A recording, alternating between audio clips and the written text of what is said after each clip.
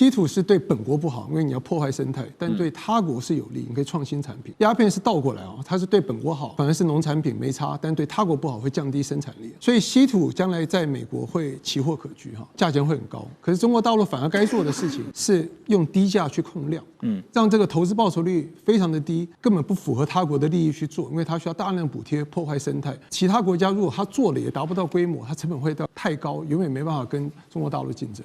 好，世界虽然大，但是中美两强的竞争是无止无息的。那特别是刚才提到的半导体科技也好，还有包括接下来我们要讨论的稀土，这都是兵家必争之地。美国总统川普最近在白宫椭圆形办公室他宣布要启动代号叫做金库计划 （Project Vault） 这个战略部署。他说，预计美国要投入高达120亿美元，折合台币大概3792亿左右，要建立关键矿产的国家级储备。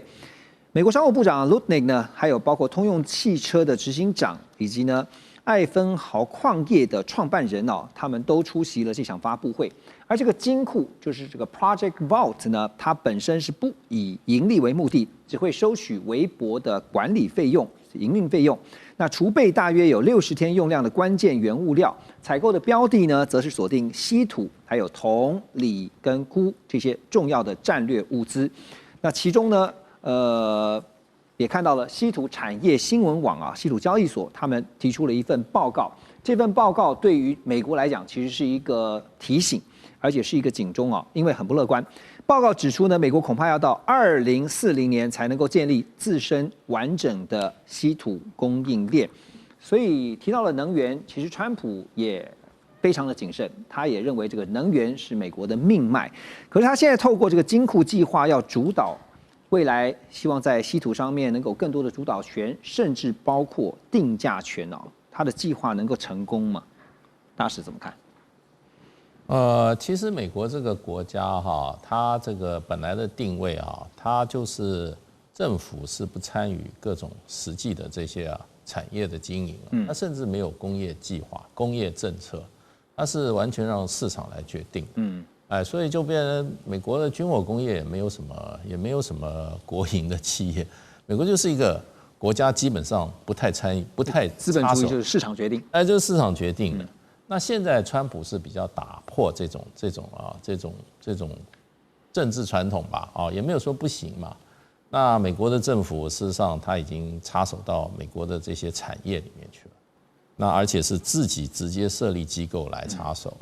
这个我觉得跟美国的政治传统是一个很大的一个怎么讲呢？是一个创新吧。那可能跟川普本身他是商人出身他会觉得政府做很多事都没有效率，或者政府有很多权力都没有用对，所以他要插手。那这个就变成我觉得到最后他很可能会面临很多问题，就变成说在真正的商业经营里面，你政府要插手的话，像我们台湾最大一个问题就是图利的问题。你为什么你这个叫 cherry picking？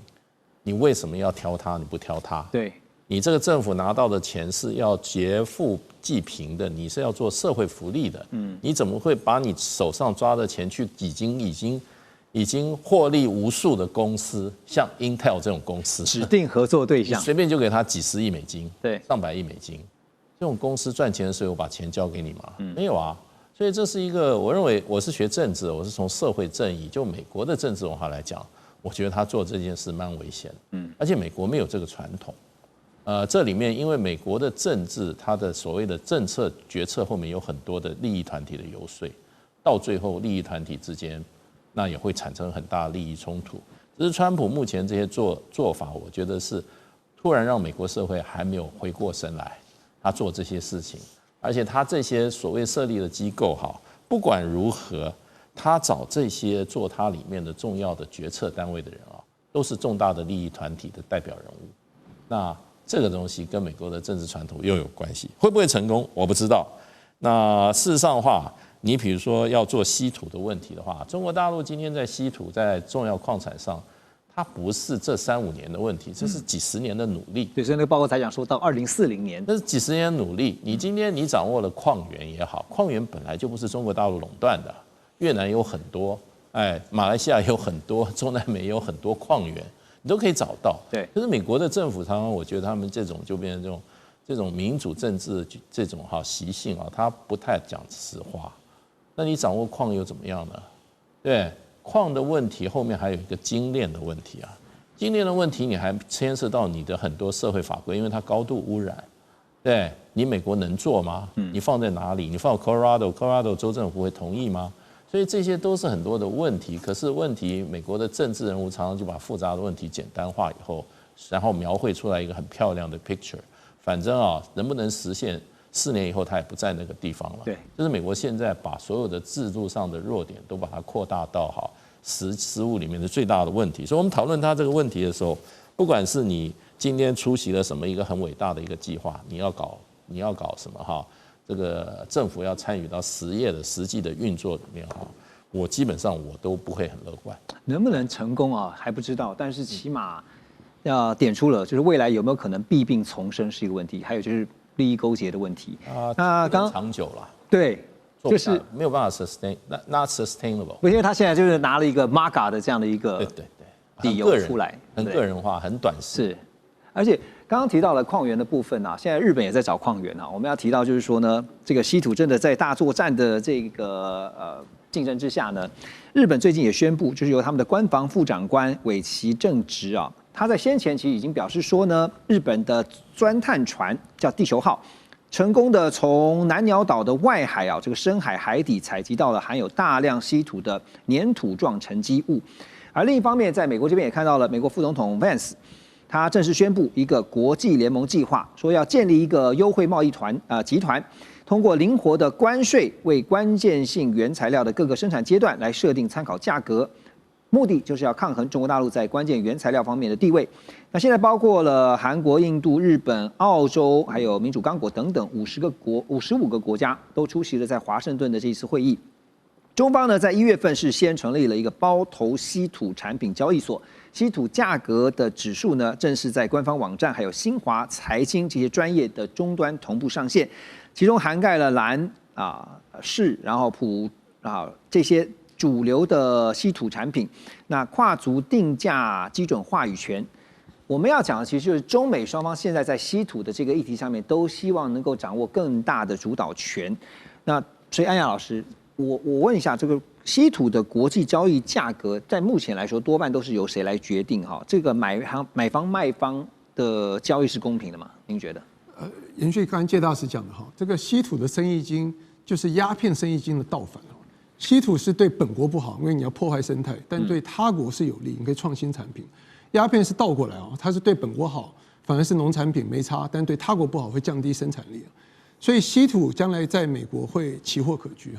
价钱会很高。可是中国大陆反而该做的事情是用低价去控量，让这个投资报酬率非常的低，根本不符合他国的利益去做，因为它需要大量补贴，破坏生态。而其他国家如果他做了也达不到规模，它成本会到太高，永远没办法跟中国大陆竞争。所以我们讲说，如果美中两强都想要抢这个稀土的定价权的话，它会像是因为美国自己有石油所以它就会有这个议价权。那稀土的话，未来的发展它也会像是石油的这个发展的路径一样，就是说走向这个集团化的发展嘛。就是程序刚才您问的跟介大使刚才讲的，就是说世界各个国家因为把国安的帽子戴上去以后，它必须要有这个东西。可是他必须要花10几20年才能建立他所需要的产能，而中国大陆该做的事情就是一个毒品的模式，你就是用价跟量去控制这个市场，可是你不要用高价，你用低价，低价的话别人都根本做不了，就像是他做根本没有商业利益，他干嘛做这个事情？何必破坏自己的生态等等？可是你有这个产品，谁乖谁听话你就给谁，这是最符合中国大陆国家利益的方式来做这个事情。因为有太多其他东西可以做交换，不差这一件东西。OK， 那所以在都想抢夺定价权的这样的一个前提，或者是未来如果真的发展成像这样的态势的话，黄老师觉得这个原料端的库存跟调控会怎么样的受到影响？这个话题其实蛮有趣的，就是他推出了这个稀土交易所之后，变成会出现几个很明确的现象，就是说，他今天他一定会就跟做期货一样了，我出了一个预期的价格。那这个时候，就算日本找到新的矿产又怎么样，哪怕日本有精炼技术又怎么样，我会开始评估我投资的成本到底回不回得来。那关键是那个 cost。没错，这就像我们之前又在讲说，到底美国要不要卡住不让高阶晶片进到中国的问题一样。我今天就用价格去麻痹你，让你做也不是，不做也不是。那这样它可能就到2040年后才能建立起完整的自身供应链。但如果它今天达到国际结盟，我就是硬跟你搞下去，我也先不搞什么60天储备用量，那它有可能可以把它的稀土供应链提前的去完成它。但这个要看美国政府或者是整个美国的盟军他们有多大的信心跟愿意花多大力气，一口气把它拼到底。因为记得上次我们有估算过说，从日本发现，即便日本这边矿藏量很多，加上他们本身技术，你从建立起海外的采集到整个可以精炼，大概也要8到10年最少。那其实这样一加也快2040年。对，其实一加也快2040，那他这个估算是相当还蛮准确的，蛮准确的。对。那如果他把钱全部都加下去，加速这个进程，有可能可以提前一些，但能提前多少不知道。所以中国现在反而用这个交易所，我就赚你的交易差，我还去让你想做又不敢做。最主要是因为中国大陆也有先行者的优势，而且已经领先了这么多年了。是。但是这些是付上了非常大的代价，像刚刚大使讲的，就是你必须牺牲掉很多的环境的这些保护啊，或者是环境资产。可是呢，他就享有了先行者的优势，而且在2040年以前，您认为美方想要主导这样的一个稀土市场是办不到的？所以他赶快要储备嘛，他对现在，而且你注意到他锁定的大部分都是能源相关产业的，对，因为他们现在一直还是在冲能源相关产业，他不能让它供应链一天断掉。就一旦发生任何的资源抢夺或战争的时候，谁掌握最多的能源，谁还是最有话语权的。不过这也跟科技一样，就是当你达到了2040年你的目标以后，可是中方也同样的在这几年之间，他也做好了更多相关因应的准备。好，回到节目来看，这个礼拜中日关系又有了新的变数哈。首先，那几件事情合并在一起看，在东亚这边呢，北韩在4号上午7点50分左右，从平壤的附近向日本海发射了好几枚的弹道飞弹。之后，在6号这一天，中国大陆商务部正式宣布禁止包括稀土在内的所有军民两用物资、物项向日本出口。然后在7号呢，商务部再宣布将对从日本进口的2氯细烷启动反倾销的调查。这个2氯细烷是什么？这个元素呢？是晶片薄膜沉积制成的核心前驱材料。那中方强调呢，会启动这次反倾销调查的焦点就直接指向3大厂商：日本企业的信越化学、法商一空的日本子公司，还有三菱化学。好，那所以呢，对日方展开的经济报复，其实从高市早苗发表过争议性的言论之后，可以看到中国大陆的这个对应其实是一步一步的收紧，而且是一次又一次的精准式的打击那现在大家也用形容是用点穴式的精准打击。不过看到高市除了相对来说这一阵子比较低调以外，有没有任何的因应方式呢？接下来因应方式的话，我们先看一下中国大陆对日本的第一个是观光客可是这个观光客到底有没有效？我们看日方刚刚公布的一个数字因为中国大陆是在11月14日的时候，希望他们的国民不要去日本嘛，它是一个谨慎。但是日本刚公布的11月份总共去日本的是2025年11月份是562600人，比2024年11月多了。因为2024年11月是546333人，所以是增加了3.0%，这是增加的。那另外一个的话，因为应该是12号12号的话，他们的船即将要去南鸟岛。南鸟岛那边的话，稀土大概我们全世界可以用几百年。12号的话会出港去开始开挖，这是第一个。那日方现在的话就是一个比较偏不焦虑的一种态度。为什么不焦虑的话？你从整个看下来，他过去已经有一个经验。那我们再用事实上的数字去做一个解释，因为我们会看到很多东西，可是我们是要看一下数字。数字的话，我们可以看到这是12月5号跟7号 NHK 的做一个调查。他的国民对高市早苗对这一个因应对中方的一个因应的话，20%加41%，这两个加起来是61%是赞成的觉得他做的不是很好的话是18加11只有29，所以61的话是赞成支持他的，所以他支持率非常高。第二个我们还是要从市场的一个角度来看虽然说中方对日方祭出另外一个制裁，但是我们看到就是星期五的话就是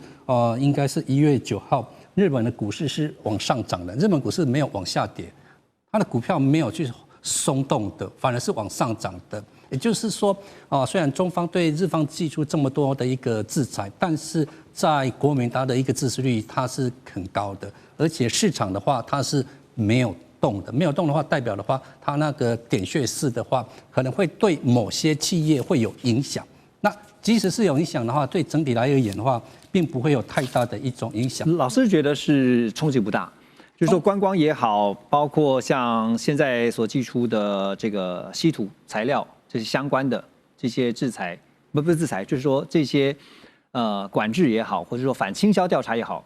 影响不大。观光来讲的话，我们刚刚所说的，去年的11月，事实上是比2024年的11月是增加3.0%，所以中方的就是，但是我们从正面的角度去看，我们从正面角度，就是中国的观光客它变得比较现代化了，就是大人吵架归大人吵架，观光归观光，我认为就不要。我要问的意思是说，中方对于日方现在的做法，还会不会更加的收紧，而且还有哪几招会出呢？现在最担心的就是稀土已经是寄出来了，但是这个稀土寄出来已经是在日方事先已经我们讲沙盘推演过，已经推演过了。因为他们从2010年的时候已经有经验，所以他们会有去做一个累计。然后这个累计就是我们讲会有一些库存。那这个库存还有一个东西就是说，稀土它上面没有名字，它只是说中国不可以直接出口到日方。并不是说日方不能够从别的地方去买，所以稀土的话，它是如果说可能1年、2年、3年一直持续下去的话，那影响会很大。那只是说，如果是大人的吵架，口头吵架什么半年1年又说下来的话，这个的话倒是不会有很大的一个冲击。所以我们看到这个股市事实上它是往上涨，没有往下掉的。这个市场的话是乐观去看待的。好，所以这个。接下来再来看哈，就是中日这样僵持不下，那会不会在4月份，也就是川习会的时候出现一个转机啊，或者是一个都有台阶下的可能？等一下我要特别请教一下几位老师。好，那现在看到中日关系，摆在眼前的事实是持续紧张，而且是不断的升高。中韩倒是呈现一个向好的格局啊，因为我们知道韩国总统李在明呢，他先访问中国大陆，再访问日本。7号，他结束了访问中国大陆的行程，回到国内之后呢，隔天主持会议时候指出，这次他访中为全面恢复韩中关系奠定坚实的基础，也为两国深化经济文化全方位的合作交流打下了稳定的基础哈。因为最关心的就是限韩令有没有可能来提前的取消，当然大陆方面也给了一个比较善意的回应。好，那李在明呢，接下来呢也会应日本的邀请，就是高扫描邀请他。那在13号呢，开始会对日本展开为期2天的访问，而这也将会是韩日两国领导人时隔2个半月再次的面对面。李在明要访问高市扫描的故乡，就是奈良县啊，出席韩日双方的首脑会谈。好，说到了中韩这次的元首会哈，其实有一张照片啊，大家应该印象深刻，就是韩国总统李在明还特别自拍 selfie 一下哈，然后呢后面是习近平。中国大陆国家主席习近平跟他的夫人哈，那2对夫妻呢在一起同框的画面。好，那所以呢，现在大家也在看的，委员你怎么看？李在明把握这次中韩正在紧张的这个时机哈，他站在韩国的立场，一定是想帮韩国争取对于韩国有利的一些利益哈。那中方又透过这次的中韩元首会，又希望达到什么样的目的，或者是放出什么样的信号呢？我是觉得对中国大陆来讲，能够改善跟南韩的关系是好的，啊，尤其当他跟日本、跟美国的关系，都有一点往下走的这个趋势，而且越来越明显的时候，那因为南韩毕竟它的半导体的产业还是非常强，啊，那南韩当然也需要中国大陆，因为中国大陆真的很需要南韩的一些的半导体的产品，对，啊，然后双方又那么近，啊，所以而且对南韩来讲还有一点。跟中国大陆关系啊，某种程度不是只有为了经贸利益而已，因为它可以牵制北韩，这一点非常重要。那现在要讲的就是说，那这个南韩想不想在中日之间扮演折冲的角色哈？我认为是第一个要看中国大陆跟日本有没有意愿。那你看高市早苗到现在为止，他民意支持度从去年10月到现在都70%以上，所以自民党现在认为这是很好的，他们可能也认为说啊，这个时候为什么要对中国大陆低头呢？我国内支持度这么高，而且现在自民党在考虑要解散国会，对，等一下我们特别要谈一下，要重新再选，对，所以这个时候日本没有低头的道理，对他来讲，那对中国大陆来讲呢？我搞了一个80周年对日抗战的胜利，这个阅兵搞得这么大，然后我现在在经贸上对日本采取了很多的这样的一个惩罚，加紧惩罚的这个措施，那你想他会想要跟日本这个时候去低头吗？啊，不可能。要想要改善关系，我认为双方都有这个意愿，可是谁都不想提早，就是先讲出来。因为想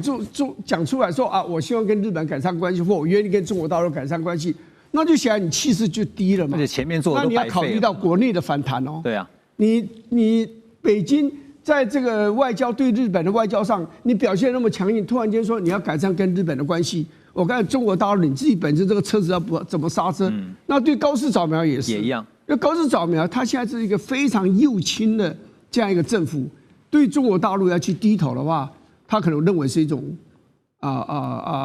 一种耻辱了。对。那另外还有一件很重要的一件事，就是说，中日如果想改善关系，需要透过南韩吗？南韩有这个分量去调解这2个大国之间的纠纷吗？难呢，未必有。而且最终还有一件事，南韩会想：那我得到什么？我如果得不到东西，我干嘛去帮你们去调停？你们双方之间某种程度的对立，对我南韩可能是一件好事啊。你中国大陆少买日本的货品，给我多买一点，对不对？那你日本少买中国大陆货品，给我南韩多买一点啊！你们观光客最好彼此都不要去，都来我南韩。所以地缘政治有时候朋友跟敌人是很难区分在。而且委员还讲到这边，我还特别想到说，日本现在跟中国大陆之间的关系不好，其实开心的还有美国啊，因为呢没有办法跟中国大陆买的话，跟美国买哈，所以。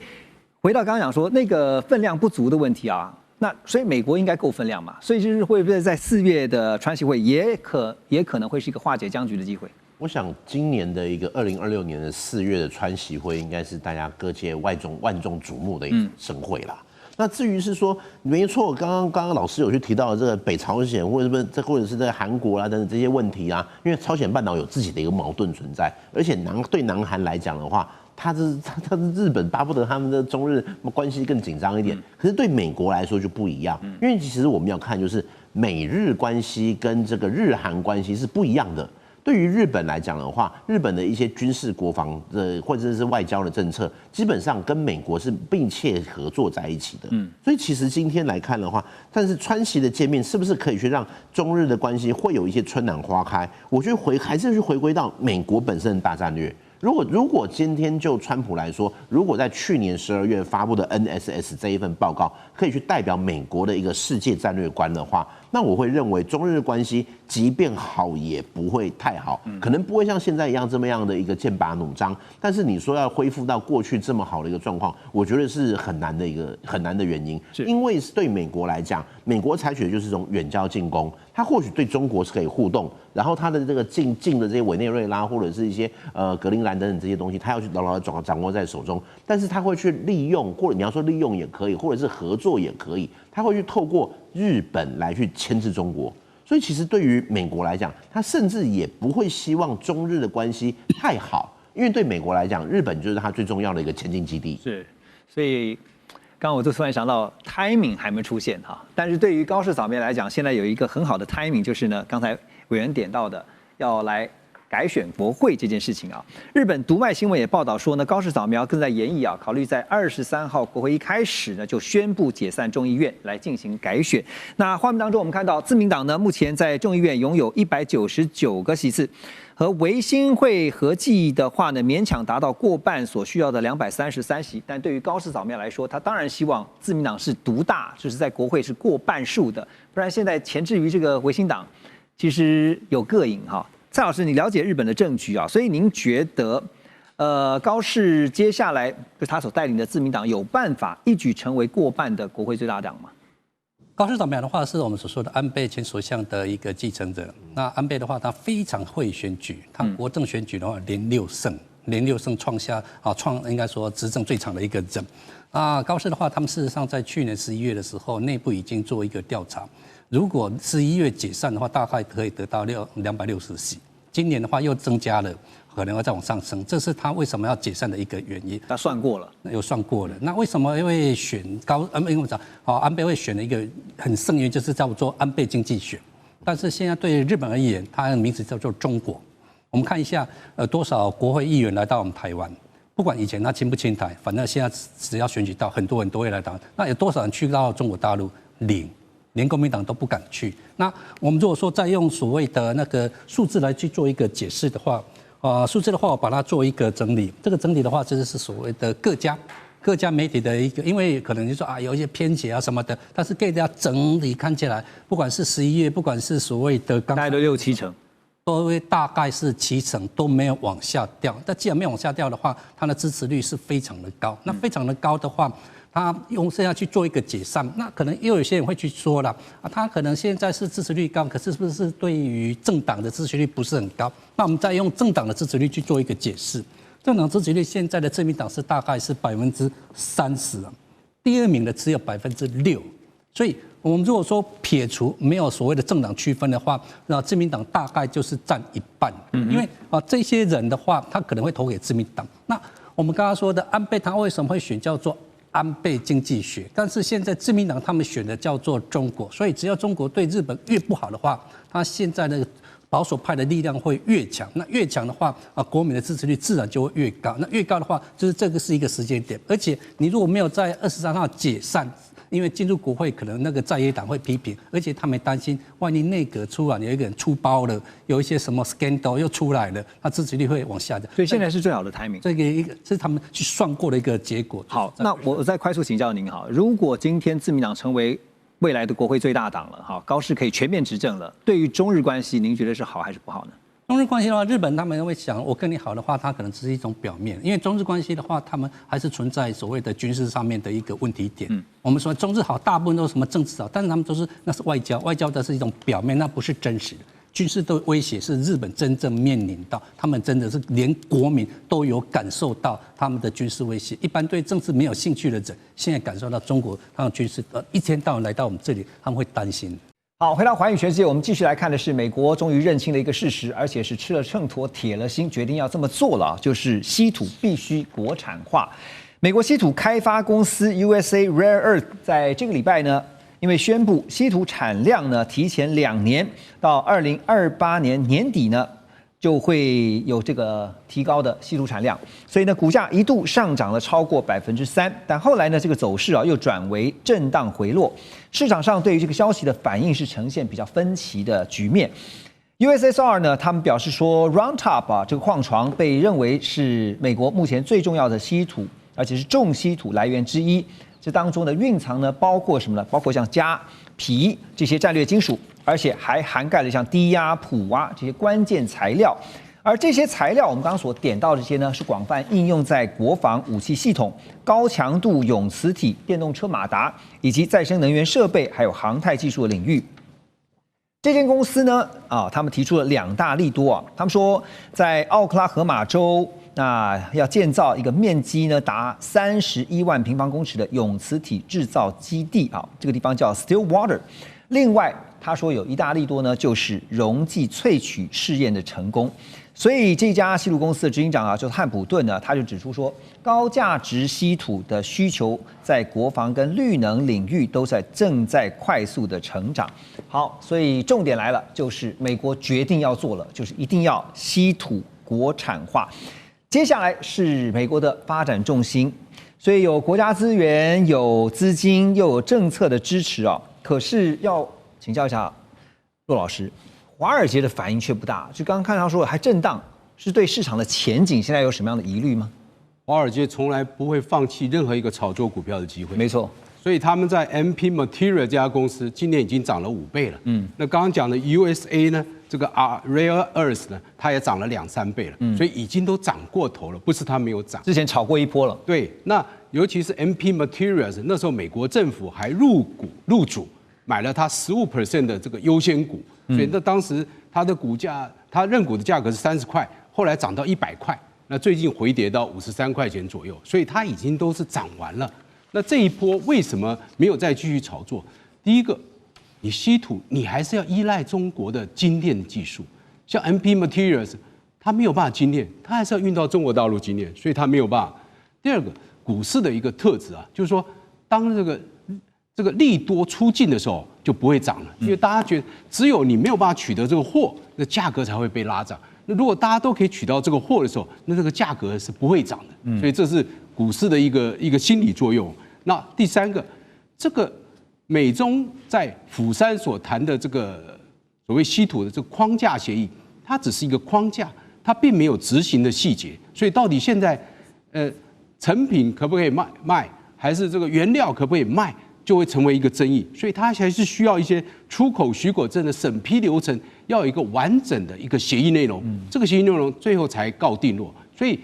只有1年的这个许可，那你涨的基数在哪里？你就缺乏那个涨的原因了。你的涨的，这是一个有时间性的一个利多了，变成是有这种情况。所以为什么它到现在最近就没有再涨了 ？OK。其实因为稀土，我们知道它可以广泛应用在非常多的领域哈，包括最重要就是国防工业哈。所以为什么美国他们现在已经决心要把稀土国产化这件事情好好的落实？那除了国防工业以外，电动车也非常需要用稀土啊。这个特斯拉呢，在2023年呢，这一年他们曾经宣示说，未来新世代的车款将不会再使用稀土磁体。但是呢，实际的进展却显示说，这些关键材料到目前为止仍然被广泛应用在特斯拉所生产的电动车当中。像另外一家这个 B&W 呢，已经在部分电动车的车型采用不含稀土的电机设计，但是稀土材料还是完全没有退出舞台啊，一样被用在像是座椅的调整啊、车窗的控制啊这些辅助系统。好，那另外呢，就是美国战争部。在去年11月，他们就宣布呢，要出资沙烏地阿拉伯的稀土加工计划。同年10月呢，川普跟澳洲总理见面的时候呢，也表示美澳双方在未来半年内要共同投入10亿美元，推动相关采矿还有加工的项目。所以现在紧锣密鼓、快马加鞭的要想办法让稀土的国有就是国产化这件事情赶快做。可是也看到一件事情，中国大陆能够建构这个稀土的完整的供应链体系这也不是1年、3年甚至5年的时间，他们是花了非常久的时间，而且坦白说是牺牲非常多，包括环保这些，所以不是只单靠说军工产业就能撑起这个稀土的需求吧？当然，我们都知道军工产业只是整个经济产品的一个环节，而且它的环节还不是最高的，最多还是相关的一些民生产品，特别是高科技一些产品。那非常仰赖稀土。刚才讲到电动车，它有进行一些降低对于稀土的仰赖，但我们都必须说，这些新的科技发明出来，是针对这样稀土有限提供或者资源短缺所做的因应措施，但它的成本还有它的整个综合性能达到一个什么水平和之前使用稀土，我想一定有一个落差。是，比如可能更昂贵，那维护起来更麻烦，那更重要就是综合性能会不会是这个有一定的降低？我认为都会影响这些产品的相关的使用的比例，而且不只是新能源电动车等等还包括现行的汽车工业，它也很仰赖稀土，比如说触媒转化器啊，一些特种的一些陶瓷啊，还有这个高强度一些合金等等。也广泛运用在现行的汽车工业、传统汽车工业。这就是为什么之前稀土短缺的时候，欧洲、美洲很多汽车厂那这个痛得哇哇叫，因为会让它的整个生产产生很大的影响，甚至停工那除了这个汽车以外，我们知道半导体也用了很大量的一些稀土，包括半导体原料一些这个抛光啊。还有相关电子元件一些处理等等，还有一些制程等等，都需要用到这个稀土。此外，像是这个我们所熟知的 AI 技术里面 ，AI 伺服器，那同时像我们采用的一些所谓的消费性电子产品，那最明显就是像我们的高性能的这个手机，还有一些笔电等等，也都不同程度的用到稀土。你说稀土是致命的吗？不可或缺的吗？某个部分还真的是哦。这就是为什么中国大陆以稀土为武器，那欧洲、美国都必须要臣服它这项尽力相关的博弈之下哦，因为确实目前来讲有绕不过的坎，但这个状况，我认为美国这样的努力或者欧洲的努力，短时间内那还是难以完全克服，长时间可能要看各国的政府执行力而定了。而执行力正是欧美国家在整体施政一个很重要的一个短板，特别是执行力不够强，那你原先的计划都会打很大的折扣。这个最明显就是这个川普政府还有这个拜登政府对于说所谓的电动车的政策产生极大的改变。另外，半导体像这个新的这种这个 AI 一些规定等等前后落差过大，都显示了欧美这种定期换届的政府，它的政策能否衔接，执行力够不够强，对于未来稀土政策那么一以贯彻下去，我认为这个都有待观察。对，因为先前这个美国就被中国在稀土这个地方卡脖子卡的实在是受不了了。当然，我们知道经过了川习会之后呢，就达成了稀土协议啊。可是现在外媒报道说没有哦，不是哦，这个协议形同虚设。怎么说呢？因为业界就说呢，因为中国大陆呢只给成品啊，不给稀土的原料。彭博是这样报道的，他说有10多位匿名的消费企业、还有生产商以及政府官员、还有贸易专家都表示，虽然先前我们看到了川习会达成了稀土协议，而中方呢也已经扩大供应稀土啊，但是其实多半都是永久磁铁，就永磁的成品。美国业界仍然无法获得原料，所以这个 Novium磁铁公司的执行长啊，叫邓恩，他就表示，他联络了其他同业，才发现大家都没有办法从中国大陆获得原物料，所以如果是美国实体的话，你就拿不到低金属啊，或是氧化锑哈，也就是多半给成品，但是不给原料。这个做法，我继续的卡美国你稀土的脖子。对照最近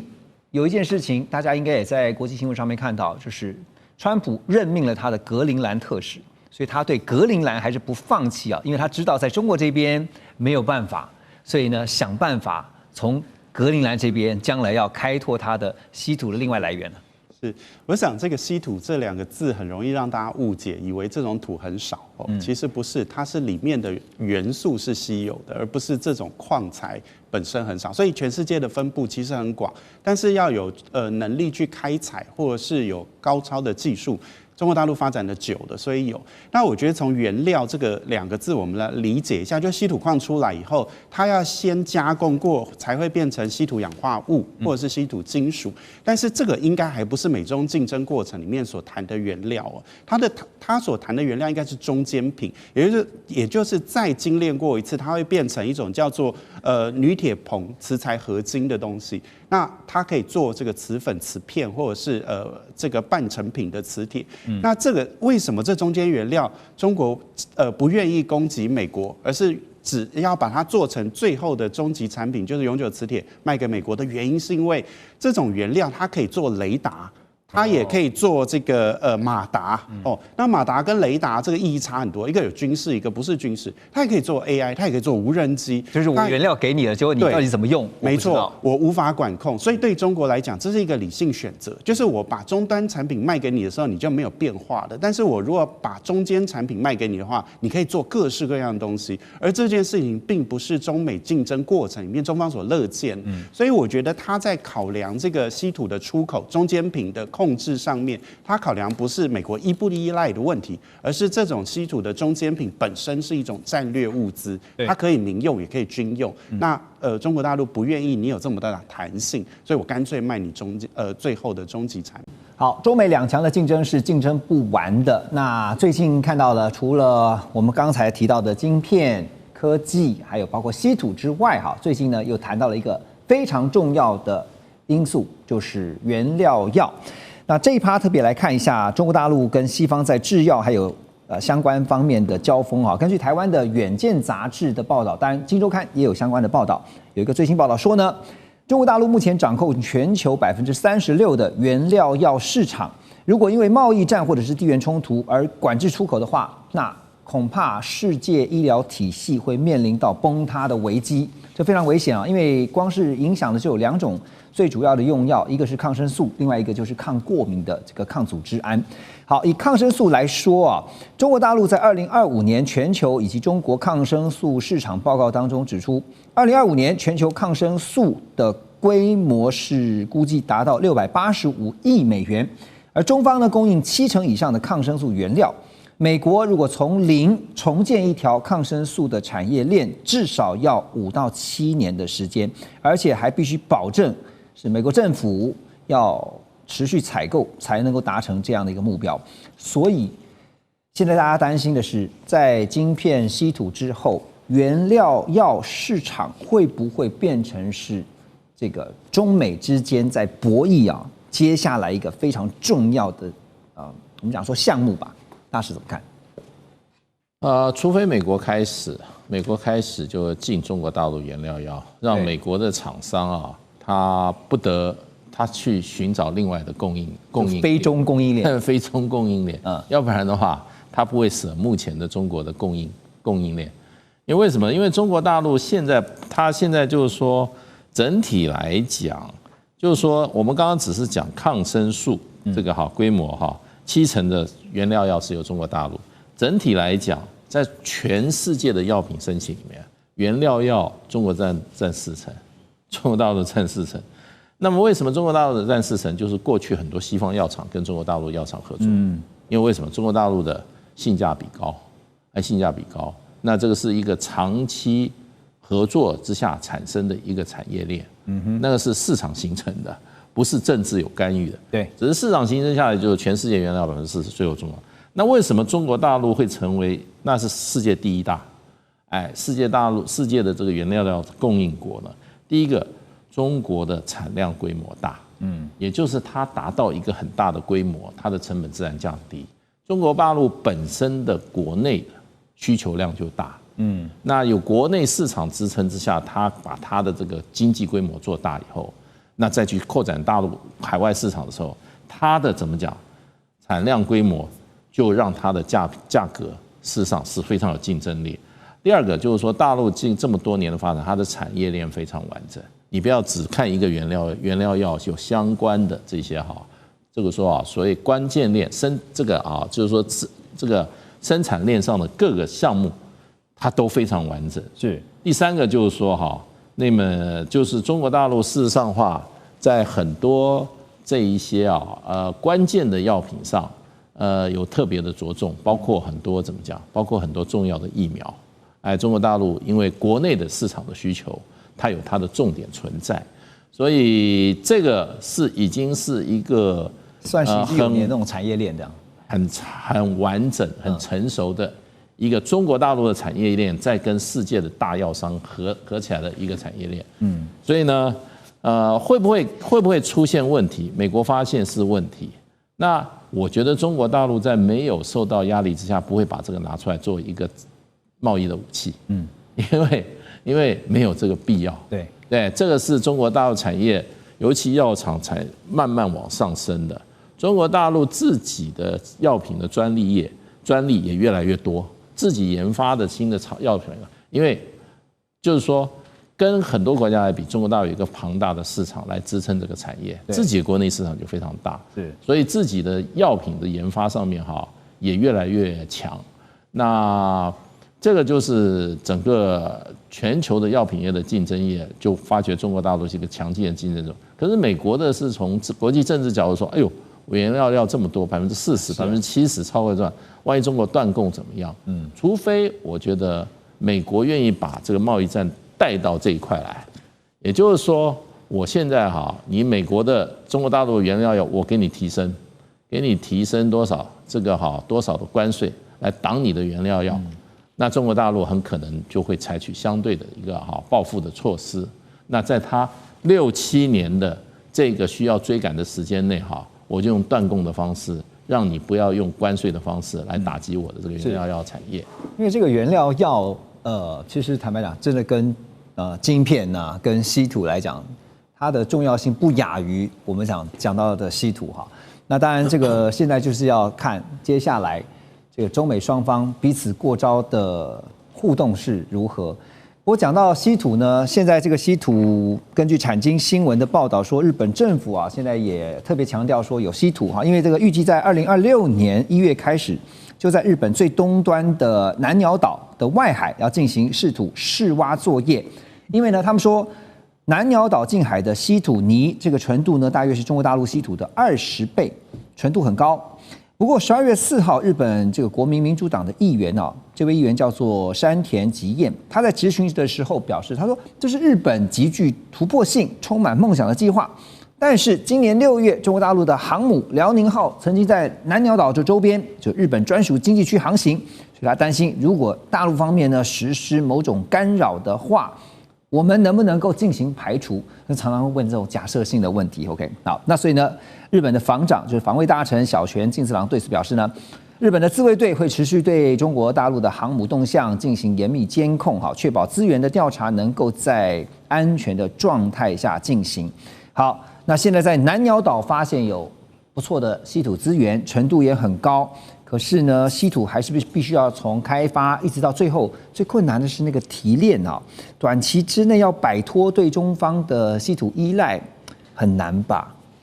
平常我在学校的时候都会听日本的国会，因为现在正在开临时国会，所以我有看到这一段。对，那看到这一段呢，我看到是3点参议员，因为我那时候就觉得很惊讶，不会嘛，应该不会是我认识的那个3点。多年前曾经我们国家派我出去跟他们讨论有关于台湾海洋渔业的一些东西，就是跟他在东京车站饭店跟他们意见交换过。那我们就看到，就是这个人。我看的时候就是这个人，这个我就认识啊，他现在当议员了，然后他就是在这个地方，所以他提出的这个忧虑是不是真的是会成真呢？这个忧虑的话，确实是有这种忧虑的。为什么？因为这个岛，他们确实是在2013年由东京大学跟他们政府去做调查发现的。那为什么做调查？是因为2010年的话，日本曾经吃过一次亏。那时候曾经中国寄过稀土这把剑对他们就要去找，然后他们在2018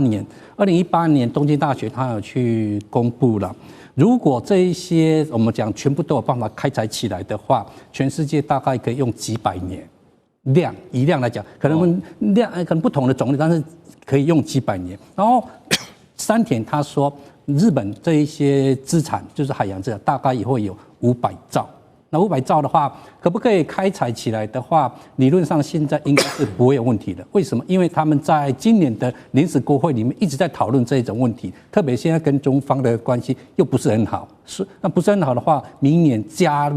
应该说加快速度，加快那个资金去开采，确实是有。那为什么会担心中国大陆的一个原因？辽宁号过去，还有的话，中方也有发现这一块矿产的，那发现这一块矿产，他们也去开采了。他再去做调查，就是资源大家都要互相争夺。对，因为日方的话只能够说在我的多少范围里面是我的，你不能够进来。可是离开多少范围之外的话，算是公海什么海就算开采的话，会不会缓不济急？就时间来不及呢？还是得依赖中国大陆提供的稀土啊？暂时还是需要，因为暂时的量还是他们比较多。可是现阶段看起来，中方还没有祭出这一个刀，他们也在担心他会不会祭出所谓的稀土啊禁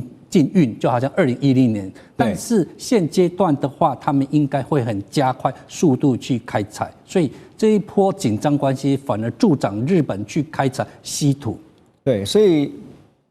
跟日本一样，就是美国也有相同的问题哈。所以 Russ 呢了解说，因为在美国这边呢，其实除了考虑从火力电厂的煤灰提取稀土元素哈，就是都已经